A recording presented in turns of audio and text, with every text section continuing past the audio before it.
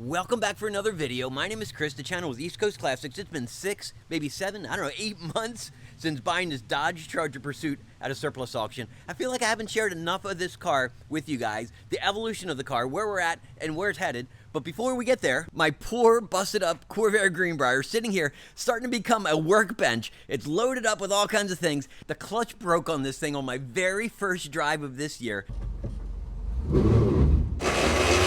Since getting it towed, I had it jacked up. I'm underneath looking around.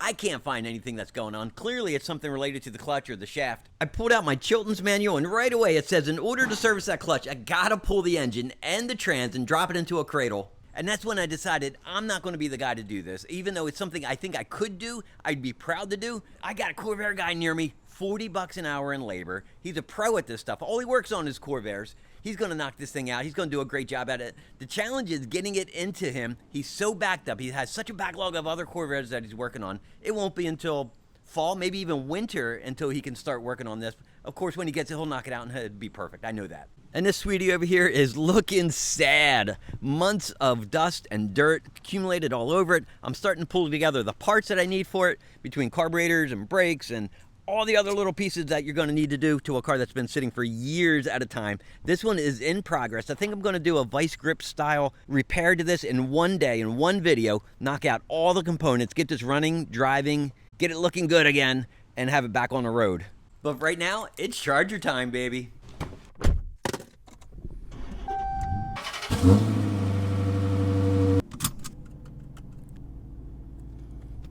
That warning light is the bane of my existence with this car. I've already replaced the front left speed sensor, took care of that light. The day after coming back from CarMax, it throws another code. I throw my code reader on there, and now it's the right front speed sensor. And remember this, the 8.4 U-Connect. This is a nice upgrade over the stock standard Pursuit model, which is like 5 inches. That 3.5 inches matters. I keep getting this error code, and apparently I don't have the phone connection. And because there's no phone connection, I don't get all the apps. I do get a lot of flexibility that I did not have previously, but just the sheer color and clarity and the functionality of this U-Connect makes it all worthwhile and worth that $600 I put into it.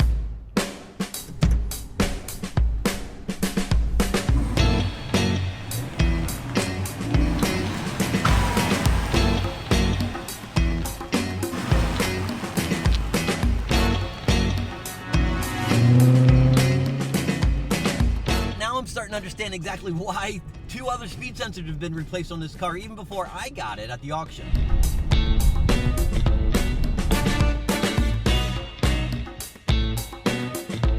This car has 2 different distinct personalities. It's the first set of keys my wife goes for anytime she needs to run out.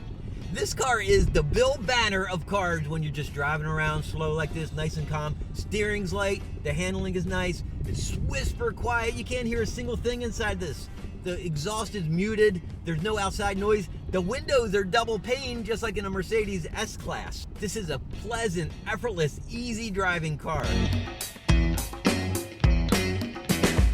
But with the squeeze of that throttle, you wake up those 370 horsepower. This thing becomes the Incredible Hulk in an instant. Even at 35 miles per hour, it breaks those rear tires loose. You gotta have that traction control. Woohoo!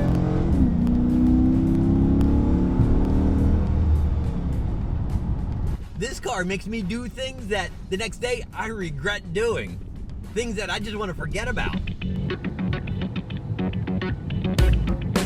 This car has a way of making me one of those drivers that's just an a-hole.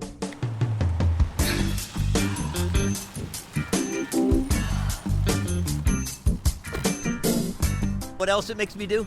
Every time I park it makes me turn around, look, stare. And that is a sign of a good car.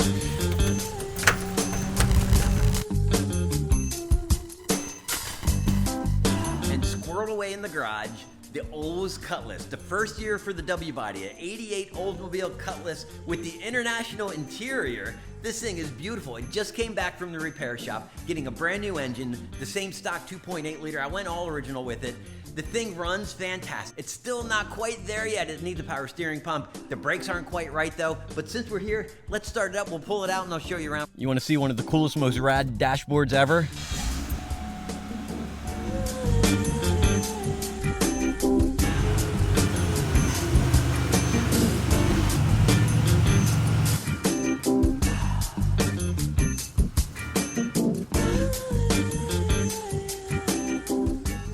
car is sweet, but it's also an example of how to spend $6,000 on a $3,000 car. The paint looks pretty good, but when you get close, you can see it needs some work. It has years and years of neglect. There's tree sap, there's fading. Over the past year or so since I've had this, the paint started peeling off the hood.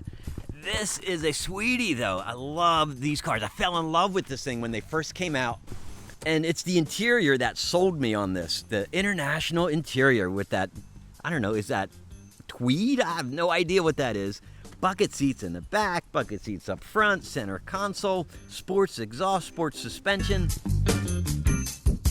There are buttons for the seat controls, buttons for the climate control, buttons for the radio, buttons for the headlights, buttons for the doors, buttons everywhere on this car. But this car is gorgeous and I love it, and I can't wait to share more of this with you in future videos. And in the garage is the Taurus. Since I've gotten the Charger back, I've been working on this thing. I ended up buying a center console out of a civilian Taurus, got that installed. It was actually very easy. All the mounting brackets are there, already in place. There are two pieces that I need to finish this console. The first is the shifter cover plate. This is a factory Ford item. It's steel, it's thick steel, it's like bulletproof steel. And then this is where the power ports went. There is a piece that's specific to the police units, and I've searched everywhere for that panel, and it's very unique to the police interceptors. I went to my local Ford dealer. They found 10 all squirreled away, stashed away at a specific dealer in somewhere in the Midwest, Indiana, Iowa, I forget exactly. They had those 10 in stock, and I bought them all. I bought all 10 of those panels. I just hoarded every single one of those, and that piece is essential to getting that center console put together and looking good the way it's meant to be from the factory. Oh, wait. You know how cleanliness is like godliness? Pulling the seats out of this car also gave me an opportunity to make this thing shine again. Every nook, every cranny, it is clean. It also gave me a chance to get these seats cleaned up, and I got to rip off that old, crusty, busted up seatbelt and replace it with a new guy. All right, and that is it. I am done, but one last look at that Charger. So beautiful. I'm going to be so sad to see this go on Cartons and Bids. Anyway, thanks for watching. Hope you enjoyed the video. See you next time.